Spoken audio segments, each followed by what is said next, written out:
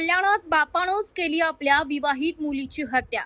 कल्याण पश्चिमेकडील पारेकरवाडी परिसरात एका पित्यानेच आपल्या पोटच्या विवाहित मुलीची धारदार शस्त्राने वार करून हत्या केल्याचा संशय व्यक्त केला जातोय। या घटनेमुळे संपूर्ण परिसरात एकच खळबळ माजली असून बाप लेकीच्या नात्याला काळीमा फासणाऱ्या या कृत्यामुळे हळहळ व्यक्त केली जाते। गायत्री शिंदे असं मृत तरुणीचं नाव आहे, तर आरोपी पिता विनोद वसईकर सध्या फरार आहे। लग्नाला वर्षही झालं नाही, माहेरी या मुलीची हत्या करण्यात आली। मिळालेल्या माहितीनुसार पारेकरवाडी येथील रचना रॉयल इमारतीच्या फ्लॅट क्रमांक 102 मध्ये वसईकर कुटुंब वास्तव्यास आहे।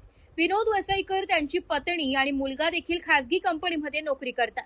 मृत गायत्री हिचे नोव्हेंबर 2025 मध्ये लग्न झाले होते आणि ती काही दिवसांपूर्वीच आपल्या माहेरी आली होती।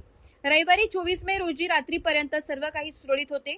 संपूर्ण कुटुंब एकत्र सिनेमा पाहण्यासाठी गेले होते आणि त्यानंतर संध्याकाळी गायत्री तिच्या आई वडिलांसोबत काळा तलाव परिसरात फिरायला गेली होती।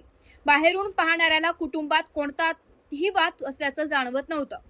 सोमवारी 25 मे रोजी दुपारी गायत्रीने तिच्या आईला फोन करून सांगितले होते की ती आणि वडील घरीच आहे, पण रात्री जेव्हा आई कामावरून घरी परतली आणि तिने घराचा दरवाजा उघडला तेव्हा समोरचे दृश्य पाहून तिच्या पायाखालची जमीनच सरकली। गायत्रीचा रक्ताच्या थारोड्यातील मृतदेह जमिनीवर पडलेला होता। आईने तातडीने आपल्या मुलाला आणि पोलिसांना याची माहिती दिली। घटनेची माहिती मिळताच बाजारपेठ पोलिसांनी घटनास्थळी धाव घेतली। प्राथमिक तपासानुसार गायत्रीची हत्या धारदार शस्त्राने वार करून करण्यात आली।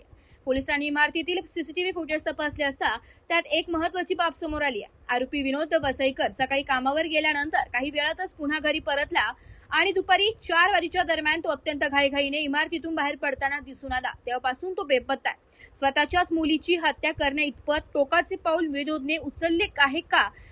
तसे असेल तर मुलीची हत्या का केली याबाबत कोणतीही ठोस माहिती समोर आलेली नाही। पोलिसांनी आरोपीच्या शोधासाठी 3 विशेष पथके रवाना केली आहे। आरोपीला अटक केल्यानंतरच या निर्घृण हत्येमागचा नेमका हेतू स्पष्ट होईल।